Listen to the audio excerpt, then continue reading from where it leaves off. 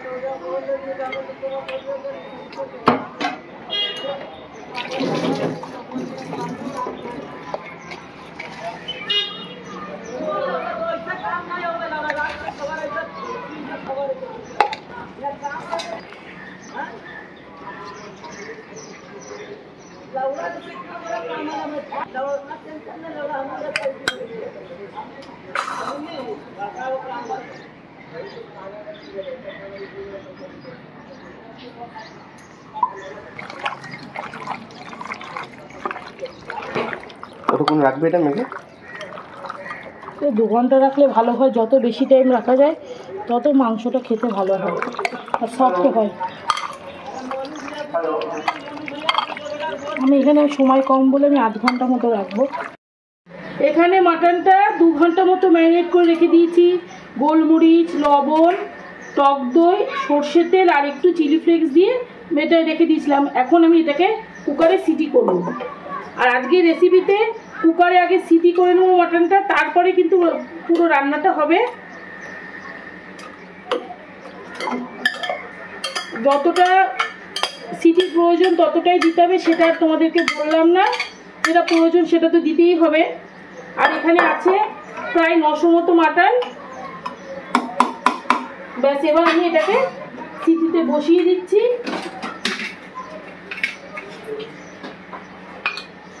বাকিটা সিটি দিয়ে তারপরে তোমাদের সামনে আসছি। আচ্ছা, এখানে আরেকটা কাজ করে রেখে দিয়েছি। এই দেখো, এখানে পেঁয়াজটা বেরেস্তা করে রেখে দিয়েছি, কারণ এটা আমার রেসিপিতে লাগবে। চলো এবার বাকিটা ফিরে আসছি, সিটি দিয়ে তারপরে মাটনটা সেদ্ধ করে ফিরে আসছি।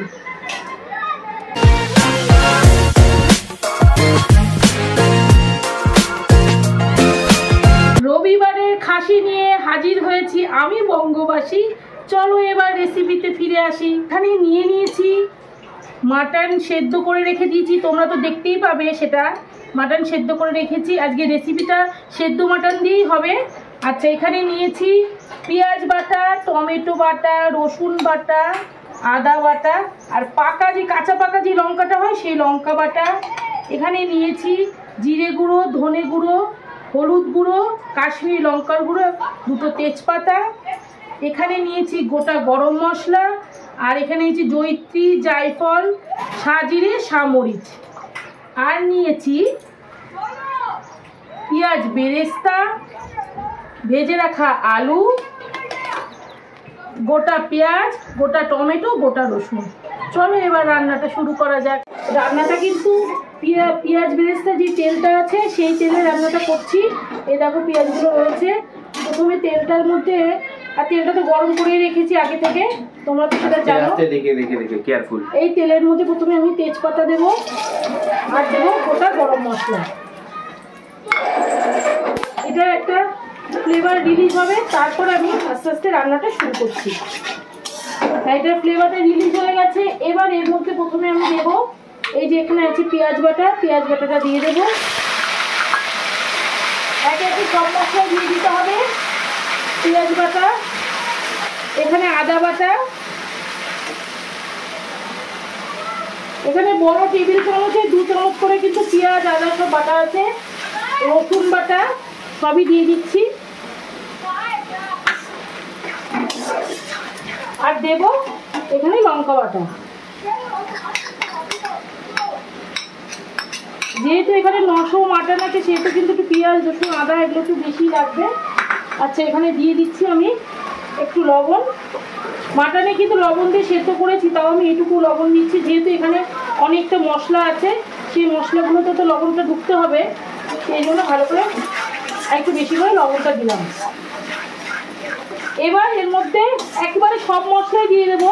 এখানে আছে জিরে গুঁড়ো, ধনে গুঁড়ো, কাশ্মীরি লঙ্কা গুঁড়ো আর হলুদ গুঁড়ো, সবই দিয়ে দিচ্ছি।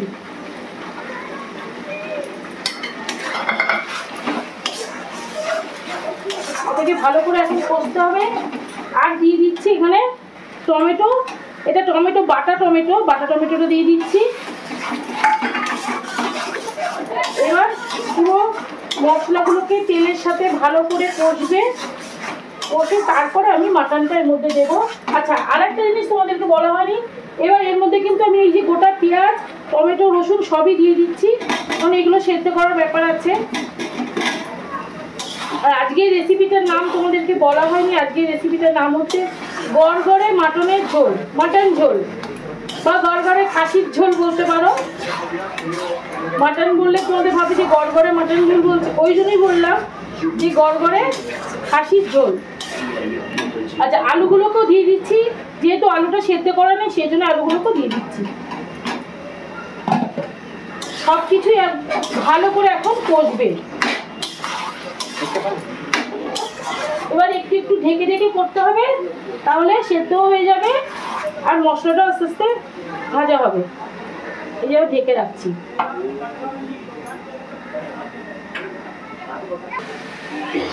এবার ঢাকনাটা খুলে দেখতে হবে মশলাটা কতটা কষেছে।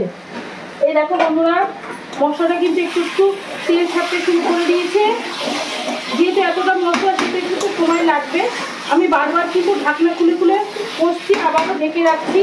যেহেতু আলু, টমেটো, পেঁয়াজ এগুলোকে তো সেদ্ধ করতে হবে, সেই জন্য আমি বারবার করে ঢাকনা বন্ধ করে করে ঢাকনা খুলে খুলে কষছি।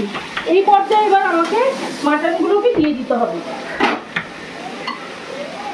ওই অল্প অল্প করে আমি দিচ্ছি মাটনগুলো, যেহেতু সেদ্ধ করা মাটন সেটা আর বেশি সময় লাগবে না। এই মাটনগুলোকে দিয়ে আবারও একটু কষতে হবে, যাতে মশলাগুলো ভালো করে মাটনের মধ্যে ঢুকে যায়। আর এই জলটা একটু পরে দেব, আগে ভালো করে মশলাগুলোকে মিশিয়ে নিই। যেহেতু খাসির ঝোল, গড়গড়া খাসির ঝোল, সেহেতু ঝোলটা কিন্তু একটু রাখতেই হবে, সেই জন্য ঝোলটা আমি দেবো একটু পরে, ভালো করে মিশিয়ে নিই। আমি কিন্তু খুব একটা বেশি এখানে তেল ব্যবহার করছি না, অল্প তেলেই রান্নাটা করছি। মাটন সেদ্ধ করে মাটনের থেকে দেখো এই যে এরকম তেল বেরিয়েছে, দেখো কতটা তেল থেকে বেরিয়েছে, সেই জন্য আমি বেশি তেল দিইনি। কারণ মাটন রান্না করার পরে রেখে দিলে কিন্তু একটা তেল বেরিয়ে যায়, সেই জন্য মাটনে যতটা পারবে তেলটা একটু কম দিয়ে রান্না করবে, তাহলে কিন্তু শরীরের পক্ষে ভালো। এবার আর কিছুই না, বারবার করে এটা ভালো করে কষতে হবে। খুব একটা বেশি তেল বেরোবে না, আমি বললাম যে তোমাদের বেশি তেল দিইনি। এইভাবে কষতে থাকবো, তারপরে জলটা ঢালবো।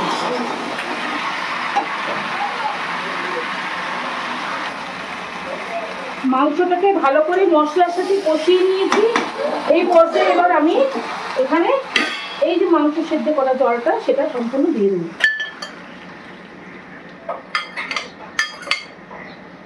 দেখতেই পাচ্ছ ঝোল কতটাই হয়েছে।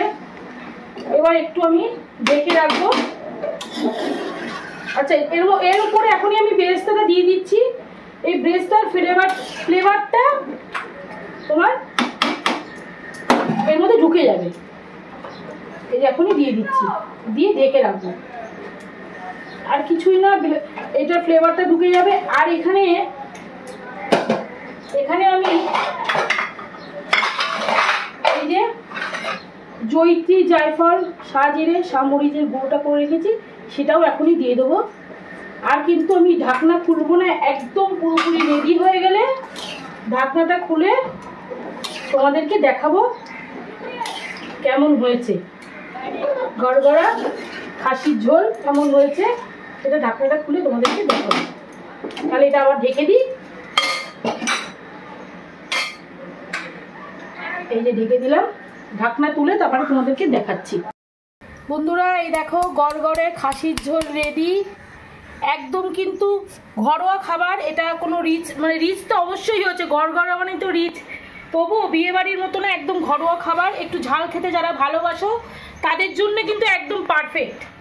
আমার বাড়ির লোকেরা একটু ঝাল খেতে ভালোবাসে। আমি একটা মাটন তুলে দেখাচ্ছি তোমাদেরকে। সেই দেখাও। এত বড় মাটন তো আমি এখন খেতে পারবো না, একটু খেয়ে দেখাচ্ছি। প্রচণ্ড গরম।